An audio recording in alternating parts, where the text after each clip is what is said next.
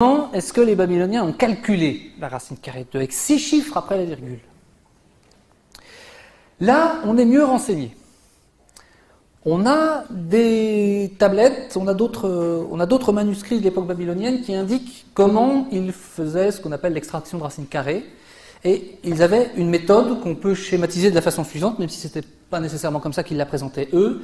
Mathématiquement, leur méthode est équivalente à un petit jeu qui consiste à partir d'un rectangle de côté 1 et 2, et dont l'aire est donc égal à 1 fois 2 égale 2. Le jeu va consister à modifier la longueur et la largeur de ce rectangle avec deux choses en vue. D'abord, garder toujours une aire égale à 2. Ensuite, se débrouiller pour que le rectangle ressemble de plus en plus à un carré. L'idée, c'est que si j'ai quelque chose qui est très proche d'un carré et que son aire est égale à 2, alors les côtés sont très proches de racine carrée de 2. C'est ça l'idée. Partant de ce rectangle-là, comment est-ce que je peux le faire ressembler un peu mieux à un carré? 1 est trop petit, 2 c'est trop grand. Donc je vais prendre une valeur intermédiaire. Laquelle?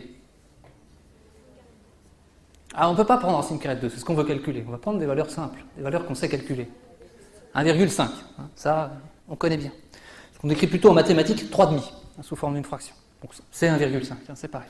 Donc je vais prendre un premier côté de taille 3,5. Et quelle va être la longueur du deuxième côté? Jusqu'où vais-je aller? Eh bien c'est là que je me souviens que j'ai demandé à ce que mon rectangle soit d'aire 2.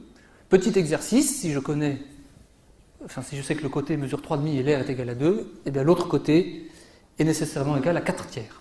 1,33333333. C'est un petit exercice sur les fractions. Sur ce dessin, vous voyez que là, on a quelque chose qui ressemble nettement mieux à un carré. Autrement dit, 3,5 et 4 tiers sont deux valeurs plus proches de racine carrée de 2 que 1 et 2. C'est pas très étonnant, c'est pas très difficile. Bon, eh bien, si ça marche bien comme ça, recommençons.